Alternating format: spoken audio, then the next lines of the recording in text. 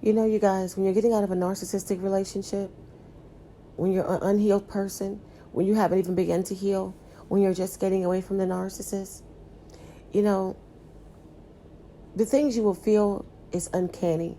Very, very hard to explain, right? Because you feel some very, very weird things, some very painful things, some things that even you can't explain, because these are things that you've never felt before. And it's things that you can't explain to anyone, because guess what? They just would not understand. And this is in the very early stages. And sometimes it goes on for a very long time, depending on how long you were with the narcissist. Y'all, this is a very painful experience. And for those of you who know, you know, who've gone through this. You see, narcissistic abuse, it changes who you are. It robs you of who you were.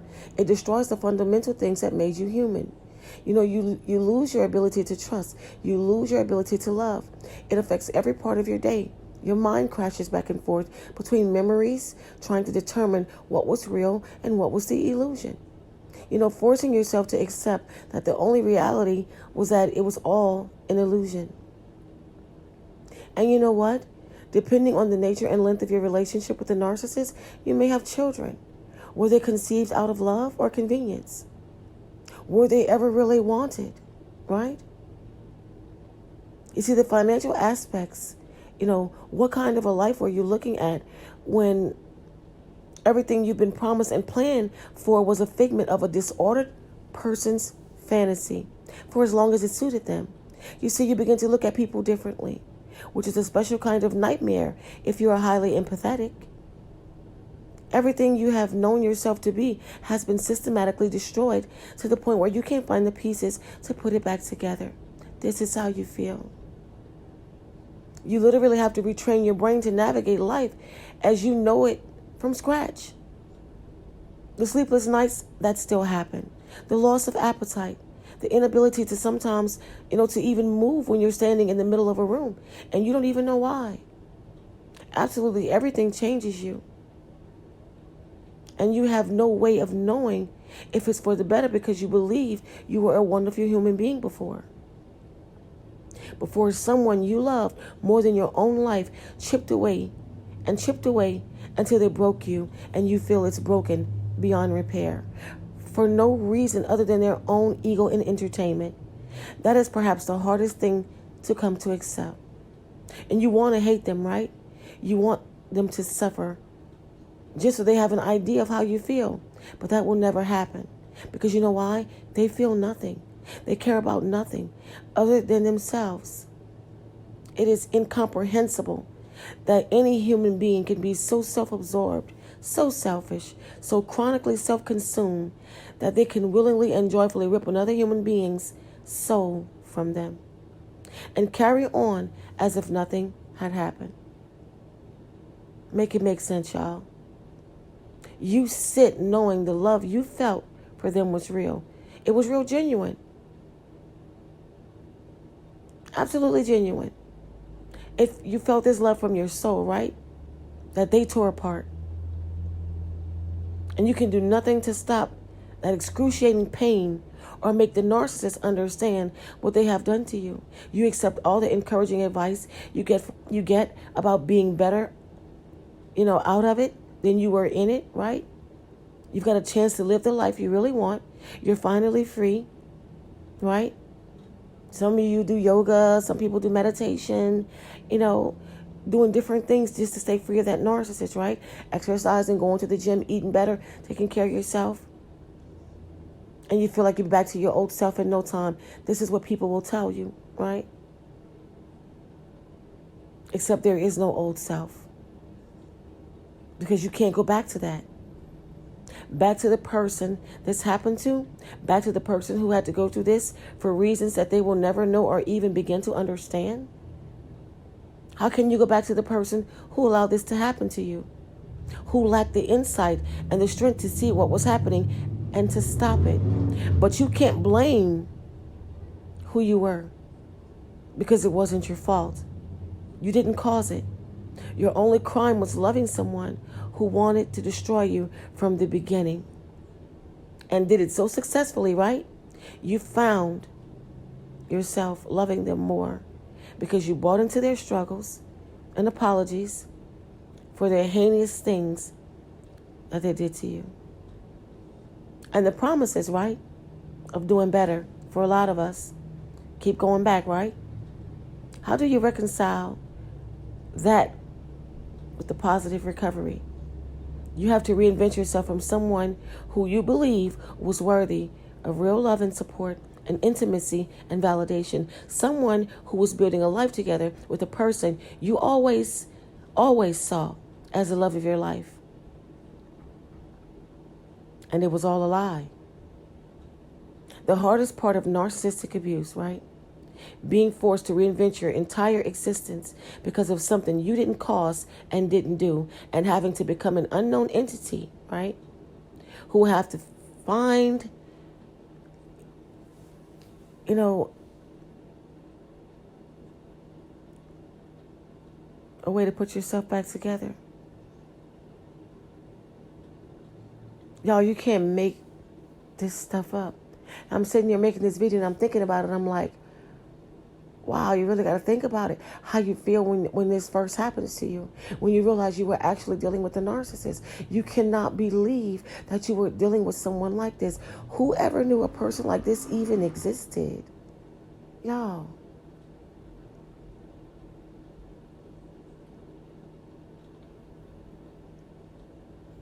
This is crazy.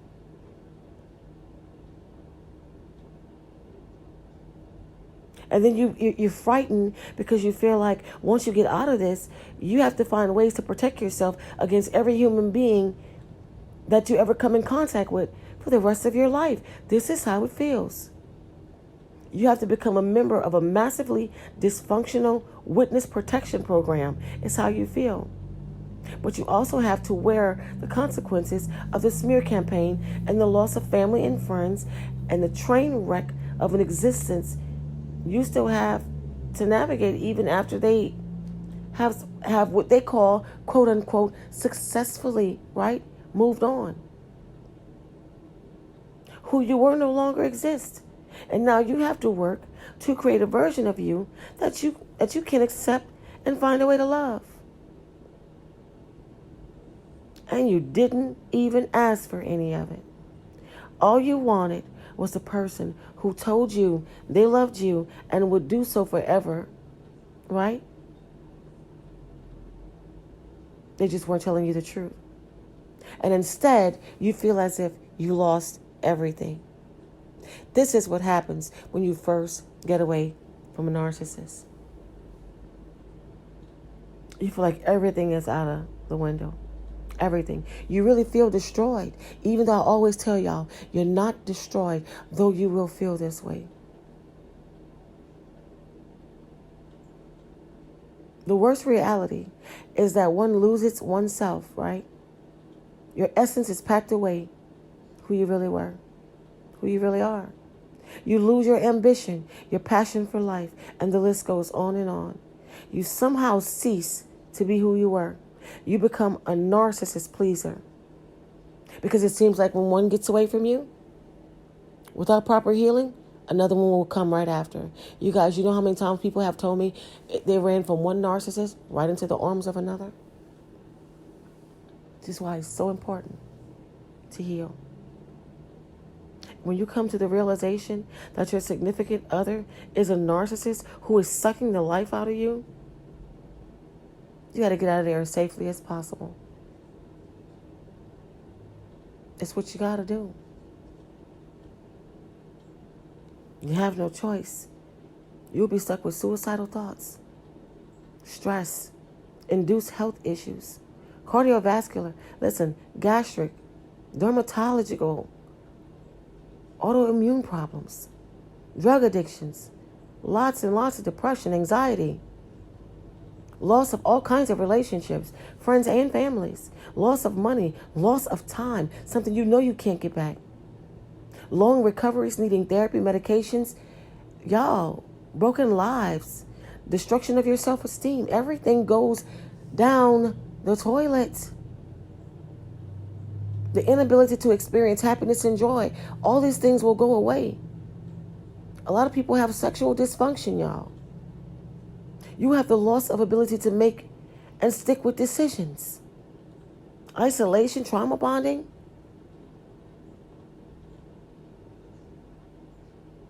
Y'all, these things just go out of the window. And nobody gets this unless they've been through it. No one. Your memory will go into fight or flight mode. You don't have to, y'all, it's the things that you have to really deal with once you figure out you're dealing with a narcissist, if you don't get out.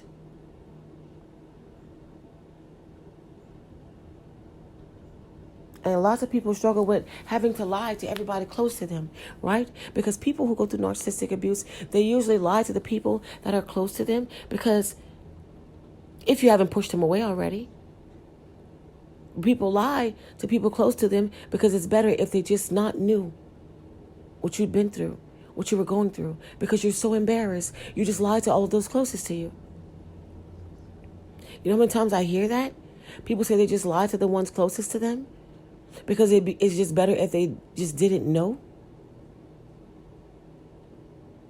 This is what happens. People lie to the ones closest to them just so they don't have to explain what has happened, what they've gone through, what are they going through. That's a lot. And a lot of times you just become so unkind to yourself. You don't know, when it started, and you don't know why it started. But suddenly what happens? You look in the mirror and you see just a beaten down person. You don't even know yourself anymore. All you can remember is what a beautiful soul used to look like. You go through pictures and you break down, you cry, you're upset, you're hurt, because you know that was never you. Everything about you has changed. This is what happens when you get out of it and you first realize what you've been doing. Unless you want to be like me and ignore it and keep reverse hoovering yourself and keep going back, acting as if you're not dealing with a narcissist, trying to ignore the fact that you're dealing with a narcissist. Feeling like if you go back, it's no longer going to be a narcissist there. They're going to be an actual human being, because that's what I did. And guess what? Epic failure every time. Even worse every time. More and more abuse every time. Setting myself up every time. Who keeps recruiting themselves back to hell? Me, I did it. That's how I'm able to tell you about it, because I did it. And I kept doing it. And boy, was I in for a treat every time. One that wasn't tasty at all. It's horrible when you realize what you've been doing to yourself, what you've been dealing with. And like I said, in my case, listen, I gave a hand in my case. I was helping to abuse me, because guess what? The narcissist wasn't even hoovering. Not right away anyway. But they took too long. Guess what Yolanda did? I hoovered myself. What the hell's going on here? When are you coming home? That was me. Y'all, I had no earthly idea. I had no clue this is what I was doing. But that's what I was doing, though.